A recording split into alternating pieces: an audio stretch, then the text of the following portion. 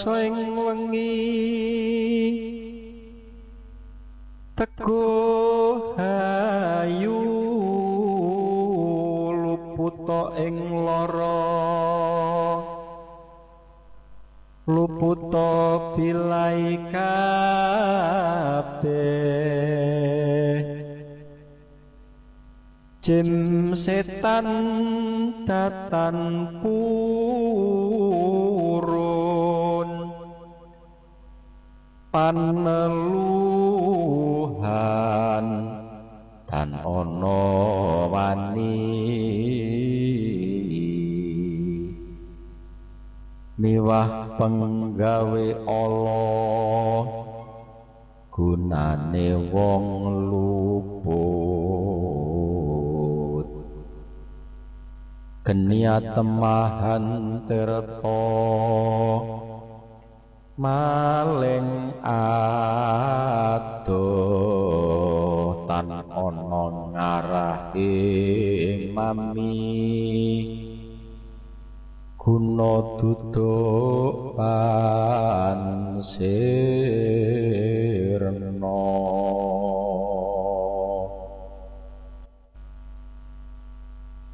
sakaing lara pansamya bali sakeh ngomong pansami miruda welas asih pandulune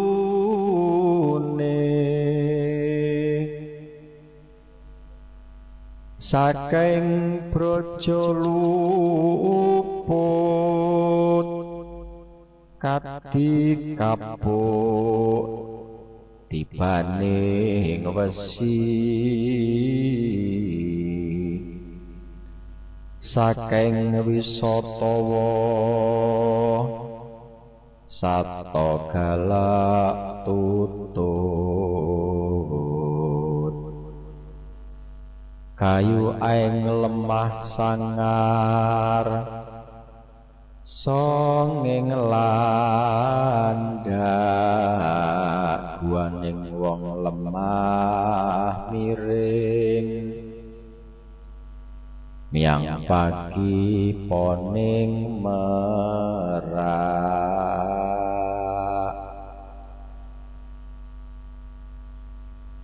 paku pakaning warak saka. Assalamualaikum warahmatullahi wabarakatuh. Waalaikumsalam warahmatullahi wabarakatuh. Bismillahirrahmanirrahim.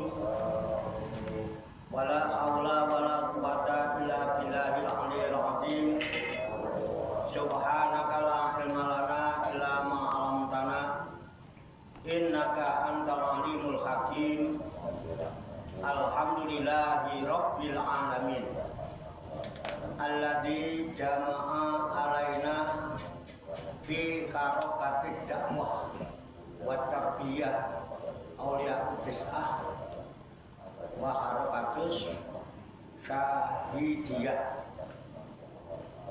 Asyhadu an la ilaha illallah wahdahu la syarika lah wa asyhadu anna sayyidana Muhammadan abduhu wa rasuluh la nabiyya ba'da wa sallallahu wa sallama ala sayyidina wa maulana Muhammad ibn Abdillah wa ala alihi wa ashabihi wa man tabi'ahum bi ihsanin ila yaumil qiyamah. Amma ba'da. Ya, apabila ada yang mau ditanyakan, ada kurang paham, ada undang-undang, monggo dipersilakan kita diskusikan bersama-sama. Masih ada waktu. Sebelum ditutup doa, ayo. Ditandain, ya tandanya gampang. Monggo silakan kalau ada yang mau ditanyakan. Ayo Bang. Ayo, monggo silakan. Kopinya dilanjut, kopi rokokan boleh. Silakan, silakan.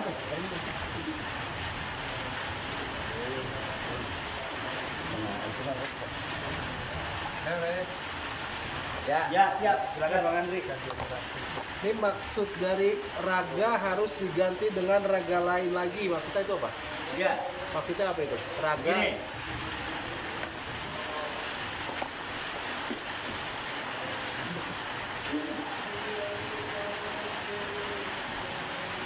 Saya simpel aja ya. Jawabnya simpel. Raga yang ada digantikan dengan raga yang lain. Oke.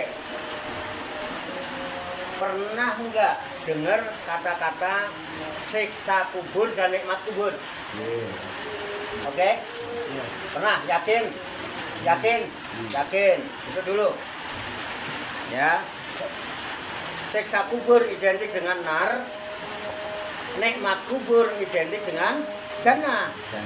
Karena kubur itu yang dimaksud dengan awal kehidupan akhirat. Ingat, alam kubur bukan kuburan. Pernah dengar cerita gini? Ya. Kamu nanti kalau udah masuk kubur, kalau yang takziah udah pada pulang, didatengin mungkar nangkir yang gagah-gagah. Bener nggak? Kalau gebuk, nggak pakai segen-segen kok. Layak sunah ma'amarahum. Banyak alu nama tuh marun. Dia nggak pernah maksiat terhadap perintah Tuhannya. Apa yang diperintah langsung dikerjakan. Gebukin itu, yang kira-kira Andri, kamu lihat saya. Kamu gagah kan? Anggap aja kamu mungkar. Nakirnya aman. Gagah nggak? Gagah. Saya ahli maksiat. Terus fisik saya udah kayak begini. Tegel nggak mukulnya? Tegel nggak mukulnya? Tegel malaikat toh. Ada. Nggak tegel kan? Enggak tegel. Ya kan? Yang di kuburan itu fisik saya. Tapi yang sejati saya gagah nggak fisiknya? Makanya Sunan Bonang ya memberikan ini kepada Sunan Kalijogo begini. Kawerwono wong urip ing alam donya kadya kurungan becik weruhana manuke. Ya kan? Cilaka pungkasane yen ora ngerti manuke. Mula kudu manggon ponang seri. Wong urip ing alam donya kadya kurungan. Orang hidup di alam dunia ini seperti kurung. Andri itu tiap hari main kurungan. Betul enggak? Iya. Tiap hari main kurungan. Apa yang kau dapatkan dalam kurungan itu? Burung siapa? Kamu sampai lupa sama burungmu?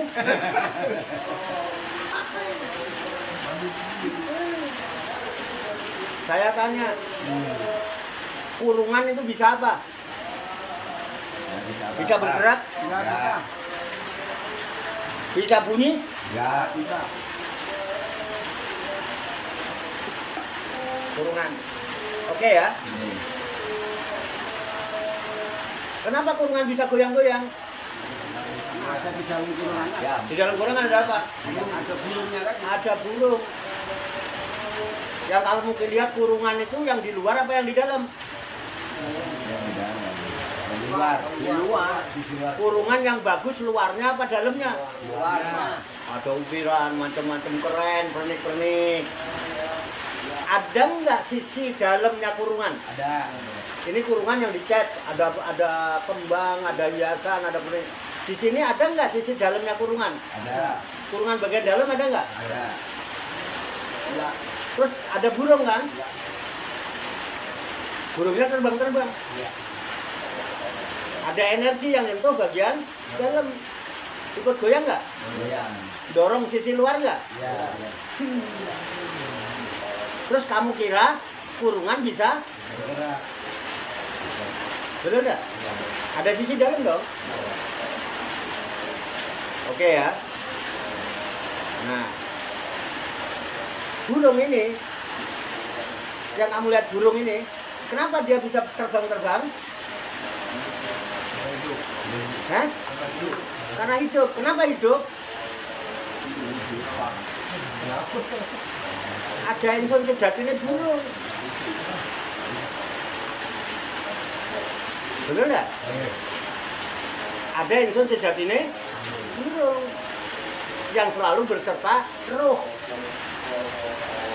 Yang bersumber dari Sang Maha Hidup. Benar nggak? Makanya ada raga majazi, ada raga hakiki. Raga hakiki itu gagah. Di sana ragamu yang itu. Bukan yang ini. Kamu berantem sama saya, berani nonjok? Pegel nggak? Pegel. Hah? Pegel? Oh enggak.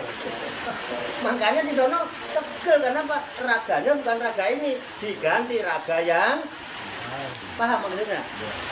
Karena alamnya bukan alam dunia, sudah ada di alamku. Alam kubur itu disebut alam barzah. Itu cuma hanya sekat sebetulnya alam kubur. Makanya kalian ini yang tampak ini adalah gundukan-gundukan tanah kuburan. Kalau saya pandang pakai mata saya yang lain, sampai yang kelihatan ini adalah gundukan-gundukan tanah kuburan. Coba ginian, ada tanahnya enggak? Nah, ini gundukan-gundukan nih, ada yang gunungnya tinggian, ada gunungnya pendekan, namanya juga tanah kuburan. Iya kan? Di dalamnya ada yang terkubur apa tidak? Siapa yang terkubur di dalamnya? Insun sejati itu raga lain. Bisa dipahami? Kalau sakit hati itu sakitnya di mana? Di hidung, di kepala, apa di mana? Di sini, Di sini tuh. Di sini, Pak. Iya. Di sini tuh. Itu. Udah ketemu? Ya. Beneran? Bener. Pak Tarso? Ini, Bang. Gil? Gil. Sepakat? Sepakat. Udah, di kuat kok repot. Simpel lah. Sebenarnya nih. Enggak, Mamin. Kalau nggak paham pertanyaan. Ya, apa aja. Emang di situ nggak dijelaskan. Nah ini tugasnya. Mau nanya nih Pak Kiai. Iya. Enggak. Hubungannya sama surga neraka yang kita pahami sekarang ini. Kalau menurut ayat Al-An'am 116 yang ayat favorit itu kan kebanyakan beribadah itu tuh mengejar antara dua itu Pak Kiai. Ya. Mengharapkan surga, menghindari neraka. Tapi di dalam buku ini penekanannya kan di apa namanya berakhir ke Dia. ya perjalanan ingsun sejati itu berakhir di dia, di Dia. Tuhan. Ya. Jadi kan pemahamannya dia itu berarti kan surga itu di sisinya, artinya baik surga dan neraka itu di sisinya, berarti udah satu paket. Kalau ketemu yang ingsun sejati itu ketemu sama dia, berarti udah selesai, nggak perlu Aman. nyari surga dan neraka. Enggak, terserah mau dalam neraka tuh nggak apa-apa. Ya itu. Terus hubungannya ini Pak Kiai, apakah pemahaman yang sekarang ini doktrin yang kita terima itu perlu diinstal ulang? Diinstal ulang karena itu doktrin buat anak kecil. Tapi Ketika ya oke, untuk anak kecil memang oke, tapi untuk bapak-bapak masih itu Pak, masih seperti anak-anak juga tetap memahaminya begitu. Bagi orang-orang yang ngaji, saya sendiri yang ngajinya baru paham sekarang, apalagi yang nggak ngaji. sampean kalau tak sebut sampean ini wis tuwek kalau tak cilik, belum kok ora? Oh nggak mau. Kalau nggak mau jangan kayak anak kecil. Iya. Iya ya piye? Ya maksudnya setelah sadar ya. Tapi Iya. kemarin yang emosi. Nah, Sadar ya. sekarang enggak? Iya ya. Ah, oh, emosi apa tegel ya? Gimana? Semangat dong, Yun. Iya. Bisa dipahami, bisa? Bisa. Ayo, Berarti malah dirubah itu. Begitu aja, nggak usah dirubah. Monggo silakan, yang lain. Terus saya tambahkan masalah tadi Pak Kiai. Apa itu? Masalah di buku ini kan dibahas tentang pemahaman tentang surga dan neraka itu hanya sebagai terminal. Iya. Artinya sementara, berarti kalau sementara kalau pemahaman saya kan selama kita masih hidup di dunia dan itu sesuai dengan apa yang ada di surat Al-Quran waktu kita ngaji, Ya. bahwa surga dan neraka itu sewaktu masih ada Langit dan langit bumi. bumi. Seluas langit dan Ya, bumi. gitu. makanya sesuai dengan ayat itu Pak ya, menerimanya kan. Ya. Jadi Karena sementara. ya. Jadi jannah yang disebut di dalam Al-Qur'an itu kan identik dengan sesuatu yang menyenangkan. Sehingga orang diiming-imingi dengan surga supaya mau. Ada motivasi. Ya, neraka adalah sesuatu yang dianggap sesuatu yang tidak menyenangkan. Betul enggak? Ya. Nah, supaya orang takut. Kalau kamu senang ya jangan deketin neraka. Neraka sih nggak senang, mesti nggak enak, mesti tersiksa. Saja. Supaya apa? Orang berusaha membersihkan diri karena dia tahu surga itu miliknya Allah. Allah itu maha suci, nek kowe kotor nggak bisa. Nah, tujuannya itu karena ada terminal. Makanya di dalam hidup ini jujur, pernah nggak merasa senang? Nah, senang terus. Ya, kadang seneng kadang. Nah, di terminal itu pernah nggak terus? Enggak, cuman terang. Di dunia itu sudah. Ada nggak orang yang tertawa terus? Ada. Orang gila. Orang gila. Ketawa ada orang gila mah. Ada nggak orang yang nangis terus? Ada. Orang cengeng. Masa nangis terus? Orang sana juga enggak tahu. Itulah terminal hidup. Betul nggak? Bukan tujuan. Kalau sama tujuannya surga neraka. Sampai kapan nanti ya senang susah, senang susah. Kalau tujuannya Allah, Allah itu ganjil. Witir, innallaha witrun yuhibbul witra. Sesungguhnya Allah itu ganjil. Allah suka yang ganjil. Makanya zaman berbalik. Jadilah orang yang orang genep. Berarti kan dicintai Allah karena Allah itu kan. Jangan menduakan, nanti malah jangan genep itu kan. Ya kan? Kalau Allah Maha Suci, kamu berusaha mensucikan diri supaya bisa kembali kepada-Nya yang Maha Suci. Bisa dipahami, Pak? Iya, bisa Pak. Maksudnya gini Pak. Jadi intinya barang siapa yang tidak menemukan Tuhan di sisinya, ya walaupun dia beribadah dengan baik, berarti dia tidak akan menemukan surga dan Iya. Tuhan mengungkapkan sesuatu bukan karena sebab kita. Allah baik sama kita bukan karena ibadah kita. Iya kan? Iya, iya. Coba jangan ibadahkan Allah tetap baik. Betul enggak? Itu hak prerogatif Allah. Karena di masalah kamu merasa enggak dimiliki oleh Allah. Apa malah sampean merasa memiliki Allah? Kita merasa punya Allah apa merasa kepunyaan Allah? Kalau merasa kepunyaan Allah mesti dirawat. Dijaga. Nah, ini yang menjadi masalah, kita merasa punya Allah. Jadi seenaknya sendiri sama Allah. Allah punyamu, diatur-atur, disuruh-suruh Allah itu. Kalau kita kepunyaan Allah, kita dijaga sama Allah, dirawat oleh Allah. Kita nurut. Karena kita merasa punya Allah, jadinya Allah disuruh-suruh, diatur-atur. Kalau Allah kepunyaanmu, kan selama ini begitu, kebalik kita, sengsara kita. Walat. Lillahi ma fis samawati wa ma fil ardh. Wa in tubdu ma fi anfusikum aw tukhfuhu yuhasibukum billah fa yaghfiru liman yasha wa yu'adzibu may. Allah akan mengampuni siapa saja. Dan Allah kalau mengadab, dia adab aja siapa saja. Betul nggak? Iya. Dia maha kuasa, kekuasaannya mutlak. Oke, makanya ada terminal surga, ada terminal neraka. Dikasih terminal, kalau kayak gitu, berarti kamu ke situ, berarti kamu sengsara. Kalau kamu begini, terminalmu masuk, karena kamu milih masuk terminal sini, kehidupanku penuh dengan keberkahan, itu bukan? Allah yang menyiksa. Allah siapkan terminalnya. Kalau kamu begitu, berarti kamu mandek di terminal itu. Kalau kamu begini, senang mandek di terminal yang bagus. Wangi baunya. Bisa dipahami? Itu sebetulnya Pak. Enggak sulit kok Allah itu. Dan Allah juga tidak ingin yuridullah bikumul yusra wala yuridu bikumul usra. Inna ma'al usri yusran. Inna ma'al usri yusra. Sampai 2 kali. Di balik kesulitan ada kemudahan. Di balik kesedihan ada kebahagiaan. Itu bro. Ayo lanjut. Ya siap.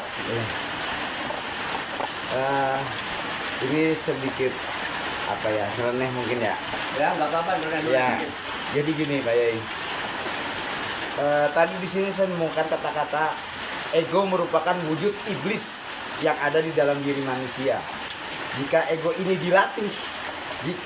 dilatih, maka akan dihasilkan pula kekuatan. Iya.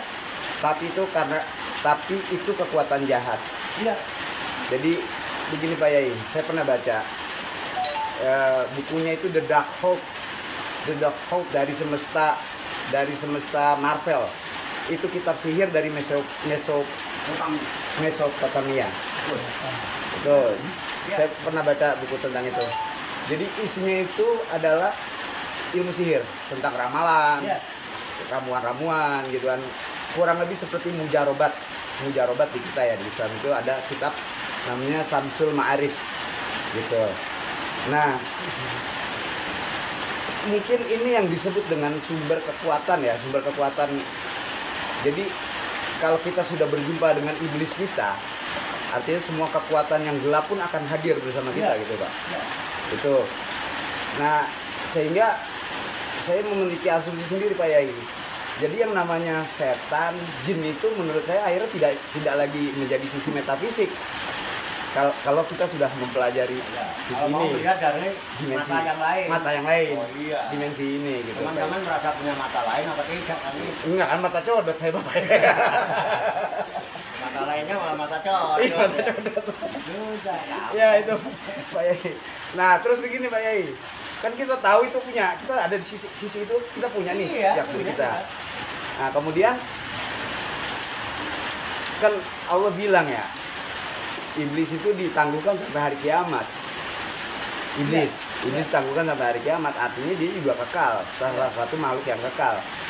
Nah kita kan memang tiada daya dan upaya Pak Yai ya, buat melawan si iblis ini. Paling tidak gitu kan, bagaimana kita terus menimbulkan kesadaran ya, ataukah ada cara atau tanda bagaimana kita itu bisa menimbulkan apa ya, menimbulkan kesadaran bahwa kita tidak ada daya dan upaya kecuali dari Allah. Nah, itu bagaimana Pak Yai?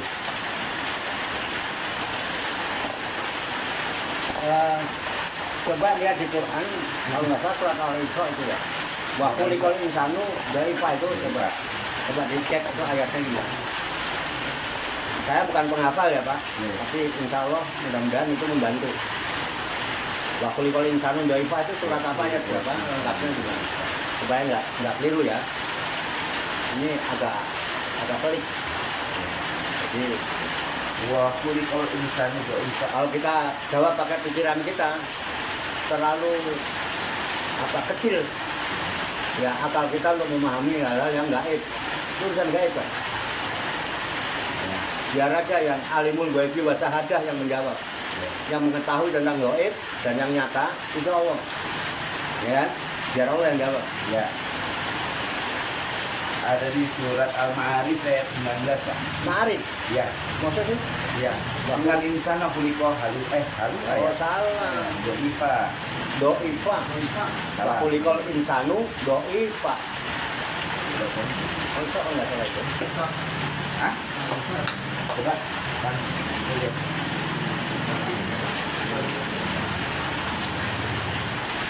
Oh ya, penggalan ayat dari surat An-Nisa ayat 28 Pak. Ayat 28 jelas ya, wa khuliqal insanu dha'ifa. dan diciptakan Dan manusia dijadikan bersifat lemah. Lemah itu ya bisa lemah, tidak berdaya, rapuh, hancur, panah, musnah. Memang doib itu Adam, ujung-ujungnya tidak ada, hilang dari kehidupan ini. Itu manusia. ya kan? Karena memang lemah, nggak ada daya upaya itu. Nah, terus apa hubungannya dengan tadi itu? Ya, bagaimana membangkitkan kesadaran kita untuk senantiasa dalam kondisi la haula wala quwata illa billah, Pak Yai. Ya harus diserahkan, diserahkan, harus Islam.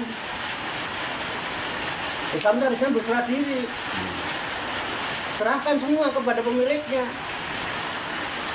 sehingga tidak ada lagi kemelekatan dalam diri. Yang bikin iblis setan itu dominan pada diri kita karena seluruh kemelekatan itu yang digunakan untuk menggalang kekuatan, sehingga muncullah energi-energi yang negatif karena dirawat, betul nggak? Dilatih. Tapi kalau diabaikan, ya lepas. Makanya harus ada salah satu faktor pelepasan itu melepas ego. Ego itu kekuatan iblis. Betul nggak? Diterangkan nggak itu? Kalau ego itu kekuatan iblis. Makanya kalau kita sholat, itu bukan sekedar membersihkan wajah, tapi melepas. Lepaskan semua yang melekat-melekat di dalam pikiran ini. Rata-rata di pikiran. Makanya yang alladzi yuwaswisu fi sudurin nas itu pikiran. Energi itu dari sini semua sumbernya. Nah, nanti kalau udah dari sini, ini biasanya terdorong oleh hawa nafsu. Nah, nanti di sini nggak mau bete sendirian, dia membisik-bisikkan ke dada. Makanya ketika nafsu kita menginginkan sesuatu yang sangat amat, kepikiran terus. Di samping kepikiran terus, nanti di sini keingetan, bisa khusus sholat. Karena wudhunya cuma sekedar membersihkan hadas kecil. Coba niatkan lepaskan, menyapu kepala. Niatkan, lepaskan semua pikiran-pikiran tentang selain Allah dan ayat Allah. Semua wajah kita, lepaskan. Jadi nanti bisa ini wajah tuh, wajah iya. Kenapa kita nggak bisa ini wajah tuh, wajah iya? Karena ketemu ada gisa, itu faktor energi itu. Nah, sedangkan selain Allah itu batil. Iya. Betul nggak? Iya. Itu biasanya Pak Yai, orang kenapa melakukan sihir ya? Dia itu biasanya punya masa lalu yang sehubungan dengan dendam, Ya. sakit hati, atau dia greedy, serakah, ingin menguasai sehingga melakukan itu. Kemudian satunya lagi itu fear, rasa takut ketahuan salah, takut ketahuan dia ini tuh, sehingga dia melindungi kesalahannya, sehingga egonya makin kuat. Ada satu lagi. Apa? Kecewa. Ya kecewa ya. Ya kecewa itu bagian dari revenge. Ya. Itu. Makanya dari dorongan-dorongan energi jahat itu mulai melakukan sihir. Ya. Nah, sihir itu biasanya ada mantra-mantra. Nah, ini lanjutannya yang sebetulnya Pak. Karena mantra-mantra itu muncul dari ego, bukan dari energi sejati, ya kan?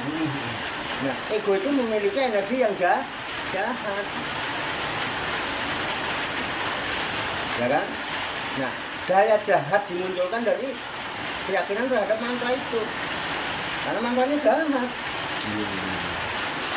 Jadi energi jahat. Makanya ada dua kekuatan di kehidupan kita. Ada kekuatan Tuhan, ada kekuatan setan. Hakikatnya Ya Allah. kekuatan Allah juga. Wong iblis yang menciptakan Tuhan. Biar apa? Biar ada surga dan neraka buat transit. Nah, kalau nggak ada nanti siapa yang mampir ke terminalnya kagak dibangun emang. Nah, begitu cara bangunnya. Iya. Ngambung bener Pak? Ya, mau lakukan berarti Pak. Nah, kan harus dibangun kan. Ya, bagaimana mau transit ke neraka? Nerakanya nggak ada terminalnya. Ya kan? Bagaimana mau mampir ke terminal surga? Surganya belum dibangun. Mati bangun surga itu dengan kekuatan Tuhan. Lewat insun sejati, bukan ego. Betul nggak? Nah itu karena kekuatan iblis. Sihir itu bagian dari mantra, tapi mantra yang jahat.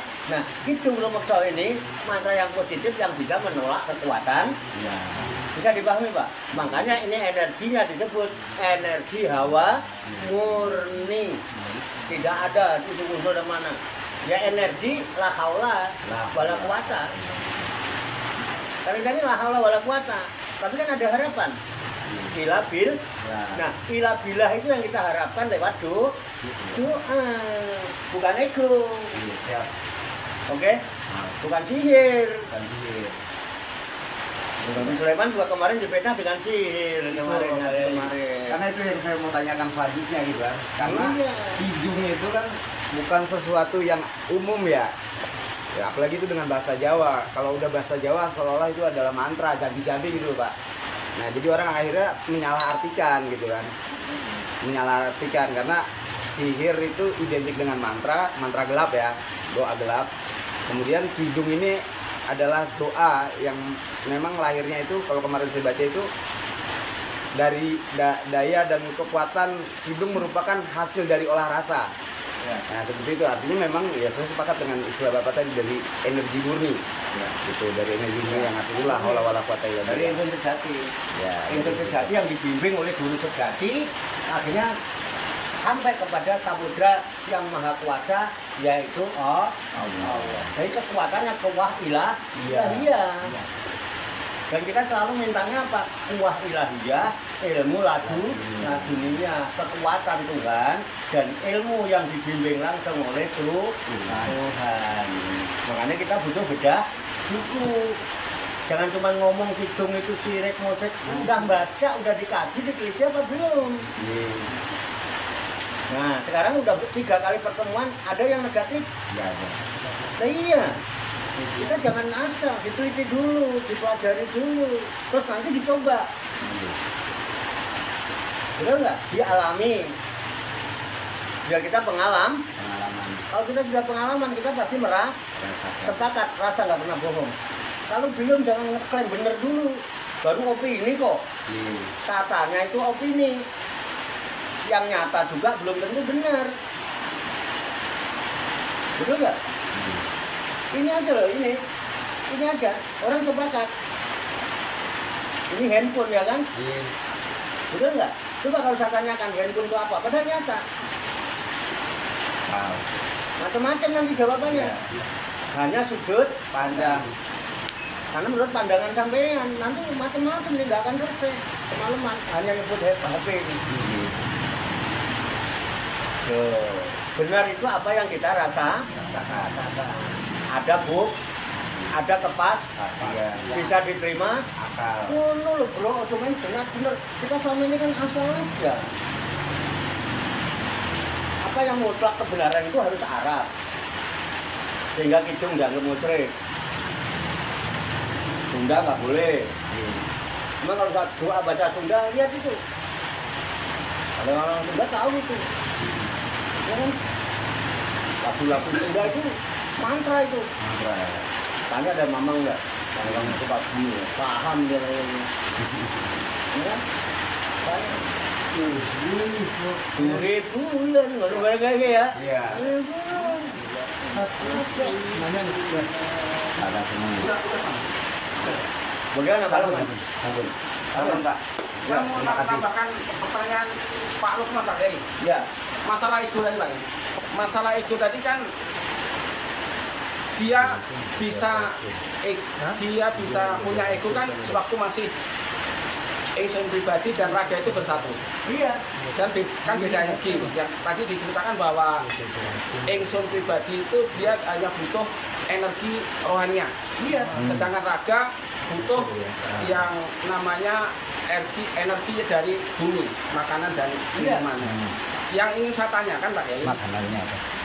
Hubungannya sama ego yang dipertanyakan Pak Lukman tadi, apakah punya pengaruh dari faktor makanan itu membentuk suatu ego itu bisa berkembang?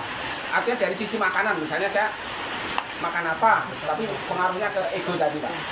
Bukan makanannya. Kalau makanan nggak ada pengaruh. Pengaruh makanan kalau berlebihan penyakit. Makanan itu hanya urusan fisik.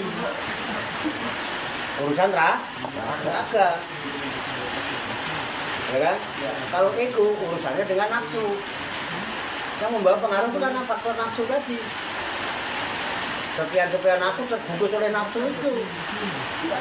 Kalau saya hubungkan dengan itu Pak, ada suatu hadis atau apa yang mengatakan bahwa seorang anak muda, misalnya Nasir, dia kan belum nikah tuh. Ya. Itu di hadis itu kalau nggak salah itu disarankan kalau kamu memang belum bisa nikah, banyak-banyaklah puasa. Ya. Itu ada gitu.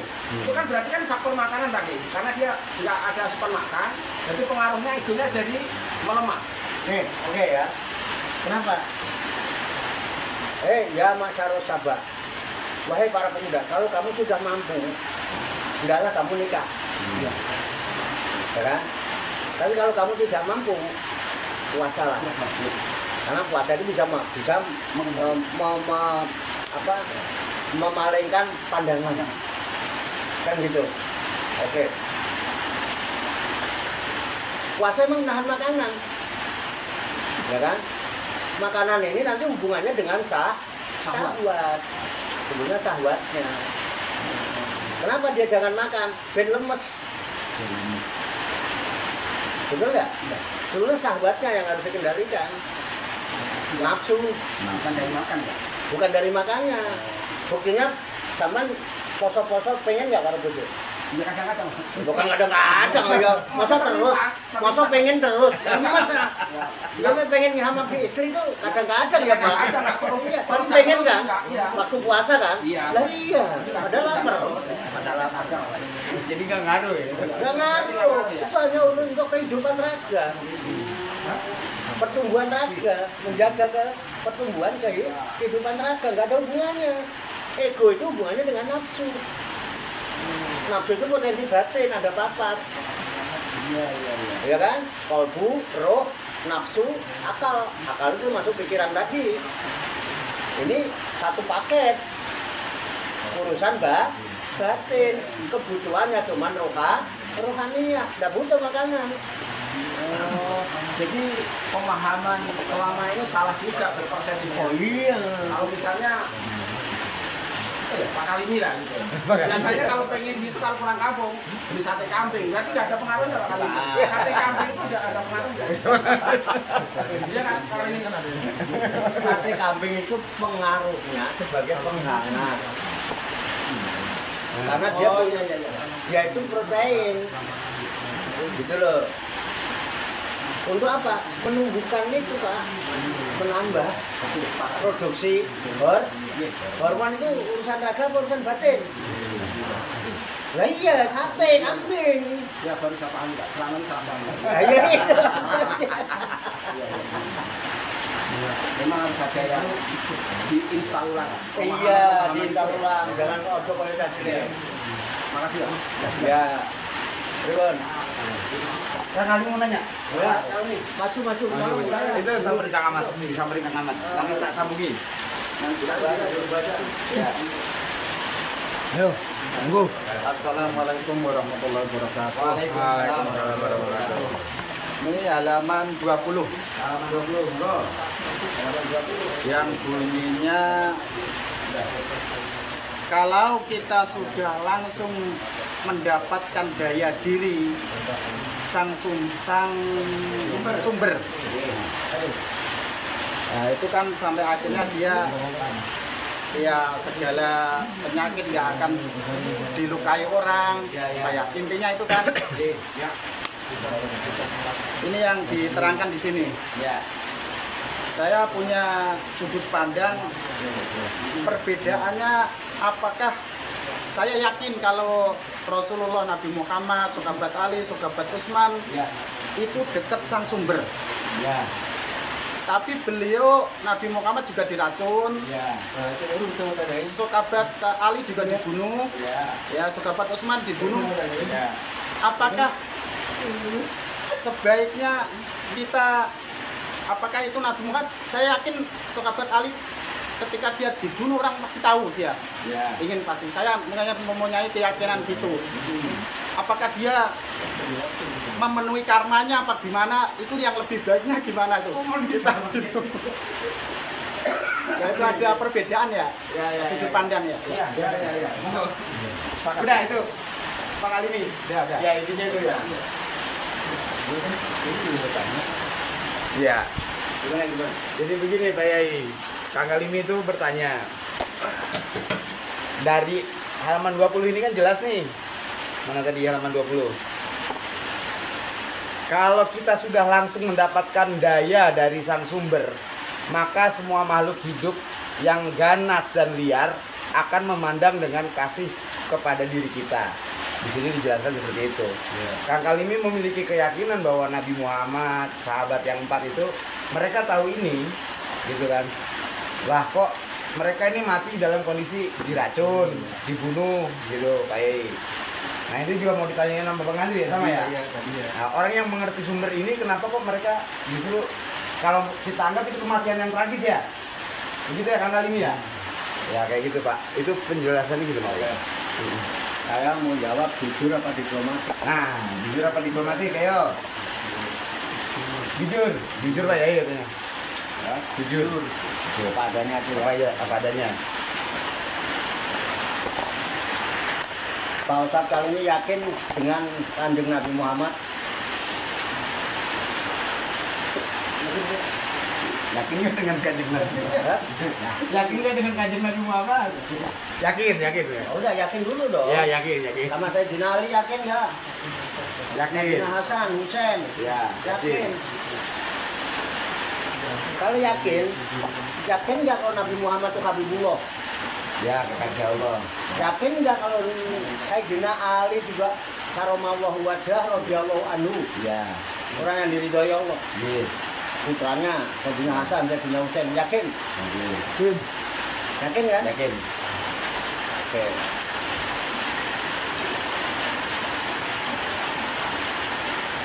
Mungkin nggak Allah tega melihat dia celaka?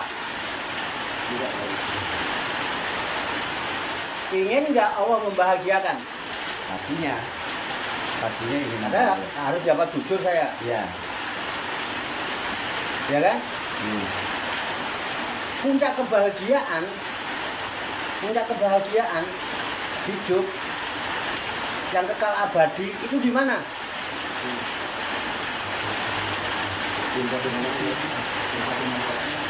Berjumpa dengan Robnya. Berjumpa dengan Robnya. Ya. Ya. Untuk bisa berjumpa Robnya ada wasilah yang paling akurat. Ya. Yang dengan bahasa kerennya yadkhul jannata bi ghairi hisab. Masuk surganya nggak pernah dihisab-hisab lagi tuh, langsung sampai. Salah satu syarat untuk itu harus bagaimana matinya? Syahid. Allah, Nabi Muhammad kekasih Allah nggak? Kekasih Allah. Udah jangan lama-lama, kamu cepet aja. Ya. Yakin nggak kalau Rasulullah syahid? Syahid. Nah iya udah. Nek rangono apa syahid? Iya. Yakin nggak Sayyidina Ali syahid? Syahid. Yakin nggak Sayyidina Hasan dan Husain syahid? Syahid. Ayo. Ya kamu masih diragukan. Betul nggak? Nah itu. Sehingga dimunculkan hal seperti itu. Kadang-kadang itu Allah memberikan kebahagiaan lewat sesuatu yang kurang menyenangkan. Sekarang yang diracun apa sih Rasulullah itu? Jasadnya. Ya, minuman kan? Iya. Minuman itu untuk apa? Jasad. Itu urusan raga. Lah iya. Bukan urusan aku sejati kan? Bukan. Loh, urusan Riko, urusan Syahid bisa pakai raga? Nggak bisa. Halo. Dibunuh tuh urusan apa sih? Yang terbunuh itu? Kapan dibunuh nggak? Yang terbunuh tuh urusan apa? Ya. Lah iya. Bukan sejatinya kan? Bukan. Hanya Muhammad Majazi. Bisa dipahami? Ya udah, kalau saya simpel aja. Puas, sudah puas Pak dengan jawabannya. Udah. Tapi kalau diplomatik panjang. Panjang ceritanya.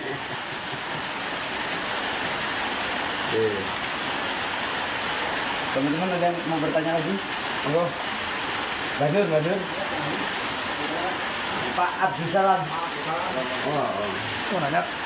Enggak, nanyain. Bamin. Saya mau nambahkan Pak, kali ini enggak. Monggo. Saya sepakat, cuman saya pernah mendengar ayat itu Pak, kalau hubungannya sama Pak Kali tadi Pak, bahwasanya saya itu sama kayak kamu, maksudnya statusnya itu saya itu sama manusia biasa kayak kamu. Iya. Itu ada ayatnya di mana itu? Kalau hubungannya sama ayatnya. Iya. Kul inama ana basarum mislukum. Iya. Yuka ilayya anama ilahukum ilahu wahid. Oh ya itu ya maksudnya. Ya itu ayatnya. Karena memang Nabi ini seperti Manusia kita, biasa. Dia juga sakit, dia juga lapar, dia itu. Iya. Iya. Seperti kelompok sama ini saya sepakat. Iya. Sepakat ada itu. Sama. Nggak makan yo lapar, Iya. pernah digandeng Manusiawi. perutnya sampai itu untuk menahan laparnya. Itu sejarah. Bagaimana? Iya. Udah, itu dong. Pas. Itu ya. Sesuai yang ditanyakan Pak. Udah. Karena dia manusia biasa. Iya. Ya kan? Muhammadun basarun lakal basar bal huwa kal yakut bainal fajar. Muhammad itu manusia biasa, tapi tidak seperti manusia biasa. Dia bagaikan batu yakut di tengah-tengah batu koral. Apa yang dinamakan yakut karo koral? Koral sak keranjang karo yakut siji pilih ndi sampean? Karena apa? Dibimbing sama Tuhan. Karena usul aku sejatinya dibimbing sama Ruhul Kudus. Betul nggak? Untuk sampai kepada dia, gitu bukan? Dijaga. Paham ya? Sama. Boleh nanya lagi Pak ya? Oh iya, monggo. Satu lagi. Kalau di sini tadi dibahas tentang makanan dan minuman, yang itu adalah kebutuhan jasad. Iya. Nah, di sini di halaman 23 tadi. 23 ya, di halaman 23. Kebutuhan batin tidak bisa dipenuhi dengan energi dari materi. Bukan bumi. Bukan. Jadi saya mau tanyakan, kalau jasad itu butuhnya makan dan makanan dan minum itu berasal dari bumi. Nah, kebutuhan rohani itu pasti ada Pak Yai. Iya. Nah, yang saya mau tanyakan apa makanannya? Apanya? Apa makanan rohani itu? Makanan rohani ya rohani. Makanan rohani itu rohani. Ya roh. Ruh. Makanan batin itu roh itu maksudnya. Ya. Makanan batin adalah rohani. Ya. Ya roh itu. Ya ruh itu. Ya. Makanya kalau rohaniahmu terjaga, maka batinmu anteng. Nafsumu Mutmainnah. salah satu caranya ingat kepadanya. Allah bidik ilahi tatmainul qulub. Qulub itu batin. Roh itu energi hidup dari Sang Maha. Roh itu kudus. Datangnya dari Sang Maha. Nah itu. Jadi pahami? Iya.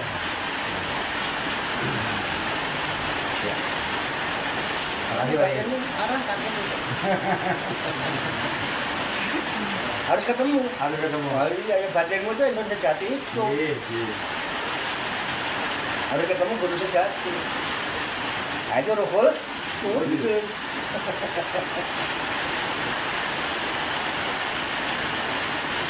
Karena hanya yang suci yang bisa menyampaikan ke Yang Maha. Dari Masjidil Haram ke Masjidil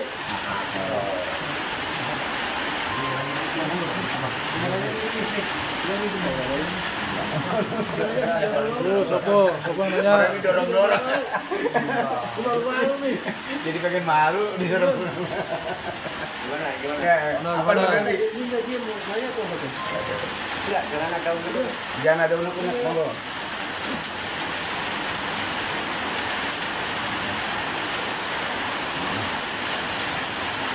Gimana? Sepakat? Bakat, Dekat?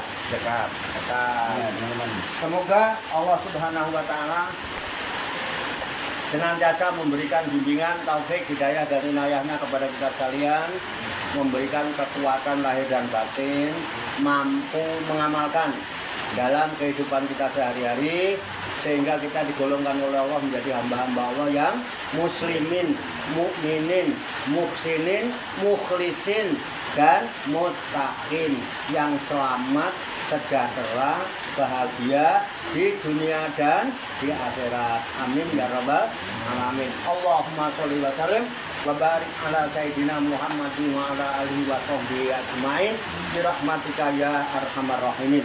Allahumma rabbana ighfir lana dzunubana wali walidina wali auladina wali masyayikina wali ikhwanina wali jironina wali asatidina wali talamidina wali talamidatina wali jami'il mu'minina wal mu'minat wal muslimina wal muslimat al ahya'i minhum wal amwat wa tabi bainana wa bainahum bil khairat rabbighfir warham wa anta khairur rahimin wala haula wala quwata illa billahil aliyil azim.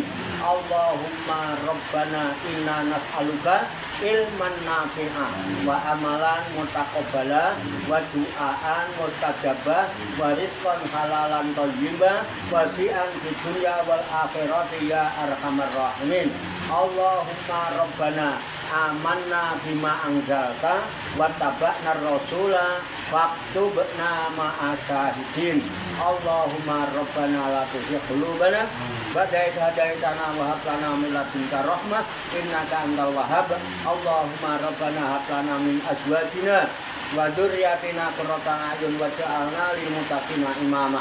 Allahumma rabbana taqabbal minna innaka antas samiul alim wa tub alaina innaka antat tawwabur rahim. Allahumma rabbana atina fid dunya hasanah wa fil akhirati hasanah wa qina adzabannar.